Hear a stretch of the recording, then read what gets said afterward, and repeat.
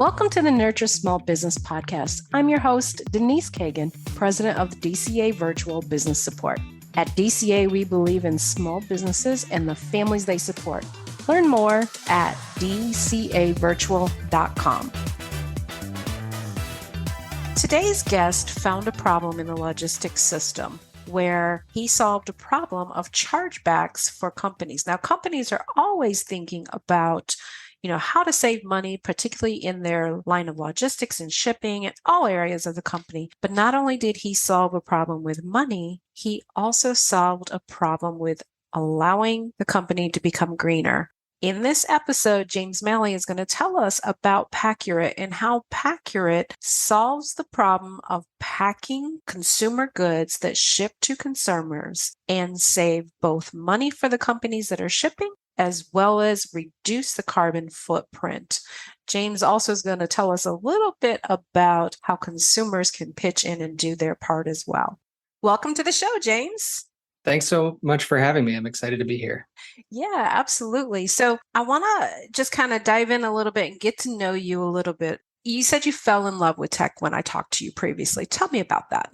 Yeah, so I actually went to art school. I studied theater in college, and for beer money, I made websites for off-Broadway theater companies. And by the time I graduated, I realized I enjoyed that more. And theater is not really something you can do if your heart's only half in it. It's kind of a thankless career, especially at the beginning. So, right after graduation, maybe like a couple of weeks after, I auditioned for one Broadway play, and I was like, enough of this. And started working on technology projects. Interesting, because my daughter absolutely wanted to go that route of acting and became so disillusioned. She's now in banking. Yeah.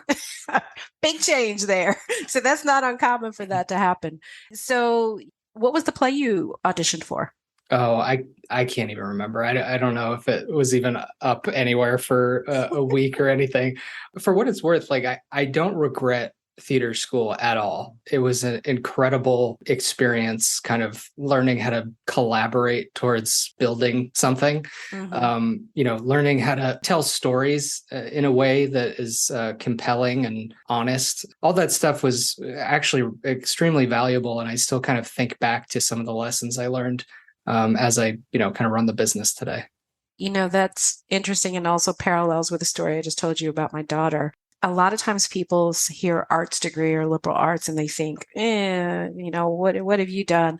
But there's a lot of valuable transferable skills that come out of that. With my daughter going into banking industry, I asked her, I was like, well, how did that happen? Because she has an art history degree is finally what she landed on. And she's like, art history is all about research. And that's what they have me doing is research and validating accounts. I was like, that makes sense. For sure. For sure. And she spoke multiple languages. So with you, that storytelling, that is such a valuable asset for a business owner or somebody who does marketing. That's incredible. I think communication in general, learning how to clearly communicate is kind of an undervalued skill, but it's extremely valuable, especially if you're an entrepreneur. Absolutely. I had a guest on one time that had talked about how she does improvisation to teach people how to communicate better. Yeah. It's a great exercise. Yeah. Same concept. Okay. So let's fast forward. You got into you were building the websites for beer money. And I had high fives on that. Okay. So you were building the websites and this sparked your creativity for tech world. Tell me a little bit more about your history before we get to, Paccurate. Yeah. So I think my interest into tech was probably the same as a lot of people, where somebody else had an idea and they were like, who do we know that's a computer person? And it just happened to be me. And that first project ended up being more complicated than I could handle on my own. So I tapped into my network, actually called up an old high school buddy, Pat Powers, who's now our co-founder and CTO. And we just started working together on taking freelance projects, eventually found our way into logistics technology. And we stayed there until we started the company we have today. All right. So logistics is a hot topic these days because there's lots of supply chain issues for lots of different products. So how has the logistics supply chain issues impacted what you've done over at Paccurate?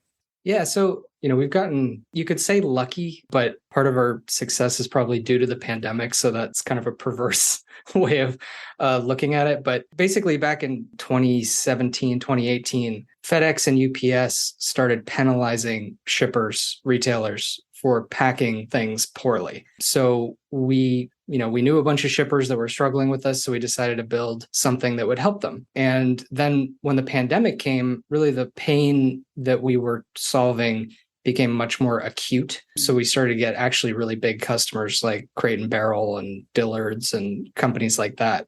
And so it was kind of it took place over a few years, but it felt like whiplash because when we started, we were like, oh, this will be a nice little business and we'll build it and move on. It wasn't, we didn't have that foresight to see that this could turn into something bigger. But yeah, it was all about timing. Yes, definitely. And because of the pandemic, of course, everybody's shopping at home. That makes perfect sense that all of a sudden you were moving in fast motion at that point. It became very accelerated. So let's back up just a little bit. What is the Paccurate solution? Yeah. So if you ever order something online, small like a pen or a pencil, and it shows up in a box the size of a refrigerator, that's what we try to fix. So we've got this basically algorithm that generates packing instructions with a visual that show up in the warehouse for the packer to follow so they don't make those mistakes. It's kind of like 3D Tetris that plays itself really, really fast in a fulfillment center. So that's basically it. Okay. Technology-wise, that makes sense to me. Yeah. What does the end user see when they see something that might be in a Paccurate shipping cart?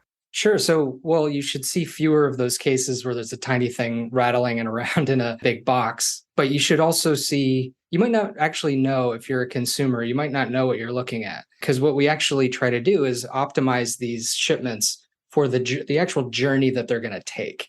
So, if you buy something overnight, it's going to go on a plane. You might have a few tiny boxes because it's more important to squeeze the air out because jet fuel is incredibly polluting and expensive. Whereas if you order something from a zip code over, you might see everything in one big box.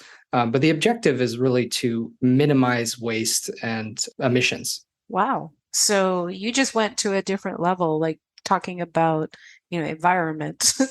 And I didn't realize that that was part of the way you impacted. I knew it was all about packing and eliminating the problem of getting chargebacks from retailers, but you just talked about the waste. So tell me how that plays in and how did you guys, is this something you automatically put in there or, because it was part of your mission? Or did you just come back to this and go, hey, this is a problem that's showing up. We need to fix this too? When we were first kind of noodling around on it, we had no idea the opportunity to reduce waste or emissions. It was really something that we found out later after we got real customers. And, we were looking at the data and we're like, wait a second, this is, over time, acres of cardboard saved, hundreds of truck trips saved leaving distribution centers. And that's kind of the moment when we became obsessed. And, early days, people were like, what do? You help people put things in boxes. And we're like, yeah, it's amazing. And so today we're able to deliver these reports that say, if you switch to these cartons in the warehouse, you would save 86 acres of cardboard in the next 360 days. Or, we will reduce your trailer loads by 14%. So we don't spend a lot of time calculating what that means because it gets really complicated to follow the emissions all the way down and upstream. But those are pretty big numbers for such a kind of tiny part of a fulfillment warehouse. So now we have 9 people working at the company. I would say we're all kind of focused on the sustainability stuff, even if we have to go to market with the cost savings first. Yeah, I totally get that. Years ago, I worked at Coca-Cola and we were tasked with reducing costs. And one of the very simple things, and this relates directly to what you said, is I worked in the QA for the manufacturing portion. And one of the things that we did was we switched to a JIT system for our ingredients. So when we kept less syrup and concentrate on site, we literally reduced inventory by $1 million. And it was just a matter of altering how we had it shipped to us and how the forecasting went. That's the kind of story that creates massive supply chain nerds because it's always It's always about that like tiny tweak, but because of the economies of scale are just mind blowing. Mm-hmm. The impact you can have is just incredible. Yeah. So when you're saying, you can save 14 trailers, I'm thinking that's huge. That's labor for those trailers. That's the emissions that the actual transportation creates. It's also emissions from creating the packaging, all Absolutely. of those things. So that's incredible. All right. So let me back up just a little bit more because I might have a misconception here. Your product tells people how to pack. It is not the actual packaging, or is it? Correct. We're Okay. we're not we work with packaging providers, Mhm. but we're a pure software company. So it's real-time packing instructions, plus we have a platform that'll do analyses and tell them how certain changes to their packaging or product even will affect their transportation costs and scope 3 emissions. So give me a real life story of a retailer that you can mention their name, of course, Mm. where it's a proven savings that you've created for them.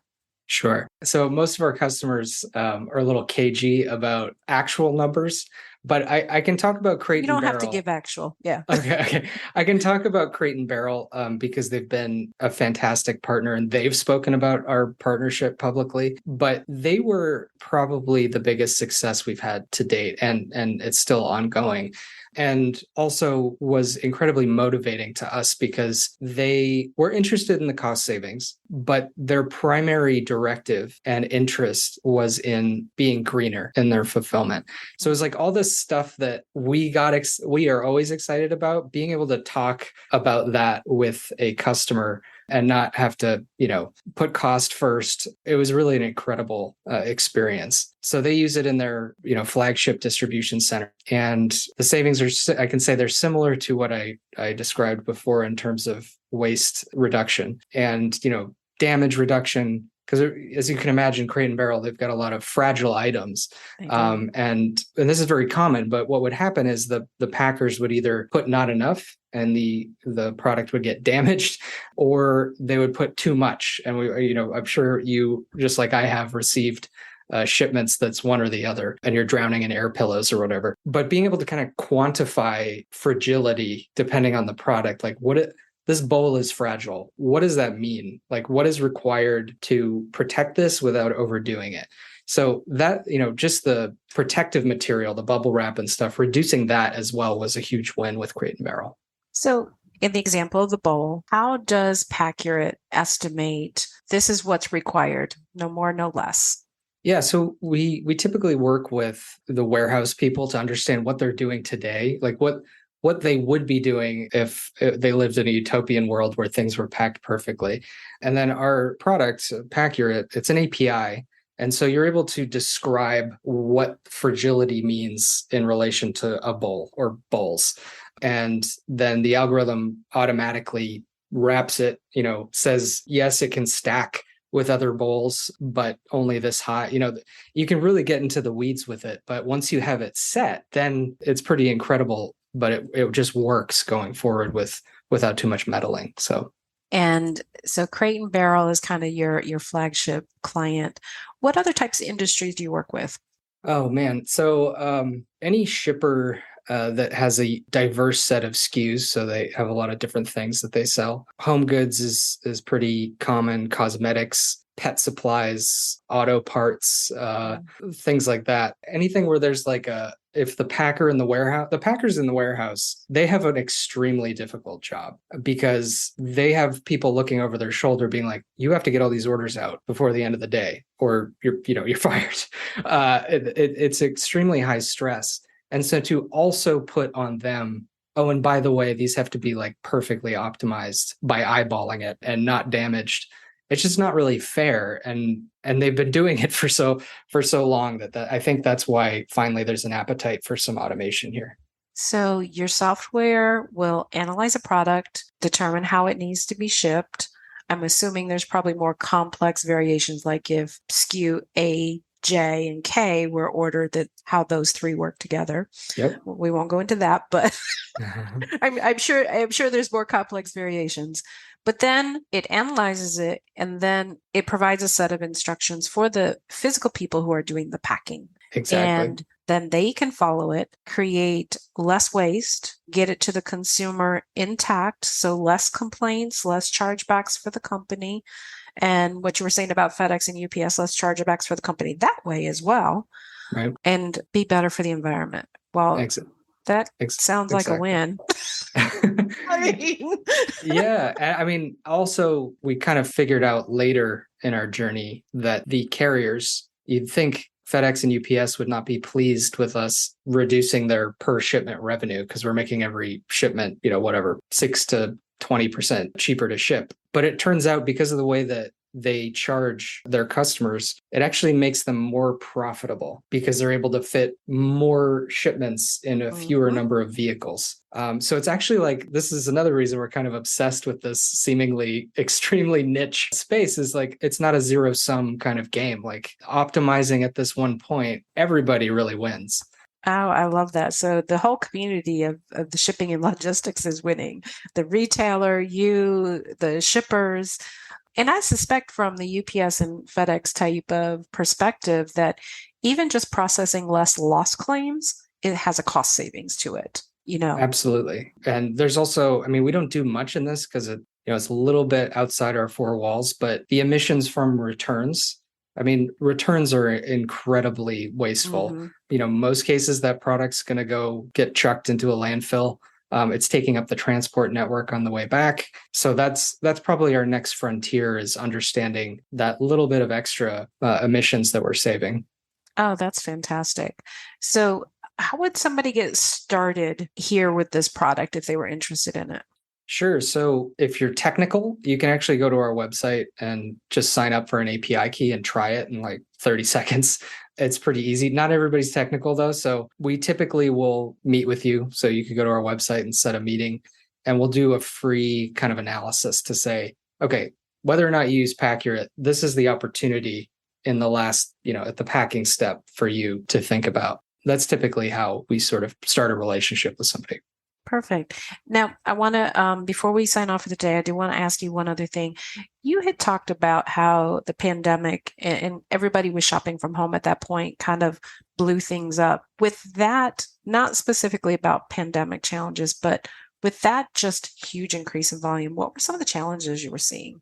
It's some of the challenges that our customers were seeing, or that you were seeing as an organization with that huge influx of business? I see. Yeah. I mean, retailers struggling to keep up with volume, as you noted, that was a pretty big problem. But the biggest problem is that at the same time, everything became more expensive. FedEx and UPS, raised their rates, and now they're still raising them at a faster clip than they ever did before the pandemic. But things that were previously just kind of like the cost of doing business, like my cardboard boxes, they cost what they cost. Maybe we do a little negotiation, but those are still at an all-time high. They shot up during the pandemic and they've stayed there.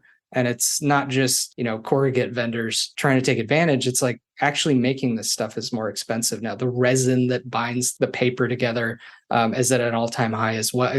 Everything became more painful from a cost perspective, certainly. And what type of growth pains did Paccurate experience besides what was happening outside of, with the costs? Yeah. I mean, suddenly dealing with all these big companies that were interested was definitely, jumping right into the deep end. And, luckily they're all, if you're familiar with kind of crossing the chasm, that sort of framework for startups, where you always start by selling to innovators, where there's, family, there's a camaraderie there. So even though we weren't totally set up to scale really quickly, we had the benefit of working with really collaborative new customers. But I think the biggest challenges were that we knew we wanted to build something bigger because of what we had discovered in the data. We knew there was a lot more value and good we could do. And so that's why we decided to raise venture capital, which is something we'd never considered before. We thought, it's an API, they can use it or not, and it'll grow organically, it'll be fine. But we realized, to keep up with all this, we need some backing and support. And so we actually closed that seed round at the beginning of this year. Okay. Are you comfortable telling us how much you raised? Sure. We raised a little over $2 million. Awesome. And this was kind of what I suspected, is that, when somebody grows that quickly, there's things happening on the infrastructure. Maybe you can't keep up with, staffing or marketing or, a whole lot of other things, or just maybe working bugs out of the product to handle that scale. Right. Because those are sometimes things we don't see until we jump into the deep end. So, Right. and yours was actually financing the extra activity. Yeah. And going from, we were 3 people at that point, growing from 3 to 9, where, oh, wait a second, we have to figure out how to hire and onboard people. Do we have to shut down, 30% of the company in order to, make that happen? And I'm really proud of what we cobbled together. We put a lot of care into the hiring process, ended up with a team that we love. And I'm leaving right after I talk to you. I'm leaving to go meet the whole team in person for the first time in a random place in Connecticut. Because we've just been go all year, everybody working remote. And this is our first time to get together and kind of celebrate and forge ahead. Oh, that's awesome. That is a great thing. I hope one day that my remote team will be able to get together in person. We are all over the country. All right. So, James, what should I have asked you that I didn't ask you? Oh, man. You asked great questions. I don't know. I mean, one question we get a lot is, what can consumers do to help, reduce some of the emissions associated with supply chain? And I think a lot of people know, but some may not. You can be a little bit mindful about how you shop online. If you really need something really tiny, consider grabbing it when you're going to the store anyway, instead of making the transport network bring a hand sanitizer or something across the country. If there's a slow shipping option, choose that. If you don't need it, if it's not an emergency, ship slow, because things going on planes and long distance are much more polluting than something that you're willing to wait, 3 or 4 days to get to you. So that's something that we get asked a lot. And if there are any people out there that are as interested in, supply chain sustainability, that's how we can kind of help in our own ways. Perfect. And how can people find you after the podcast today? They can find me on LinkedIn, James Malley. Just connect with me there, or go to our website and say hello. There's a little chat. We all 9 of us see it when the chat comes in. So yeah, come and say hi. Obviously love talking about supply chain sustainability and cartonization, which is, I don't think I even said that word yet. That's the term for what we do. Cartonization. Not cartoonizing, cartonization. Exactly. All right. And the website for Paccurate? It's Paccurate.io, and Paccurate spelled like accurate with a P in front of it. Perfect. We'll make sure all of that is in our show notes as well. So, James, thank you so much for being here today. I greatly appreciate it. No, thank you so much. This was great. Thank you for joining me for today's Nurture Small Business podcast, where the focus is on business growth, technology, and people strategies to help your business thrive. At DCA Virtual Business Support, our focus is making your business operations run smooth so you can focus on growth. Reach out to me at Denise@dcavirtual.com if you'd like to learn more.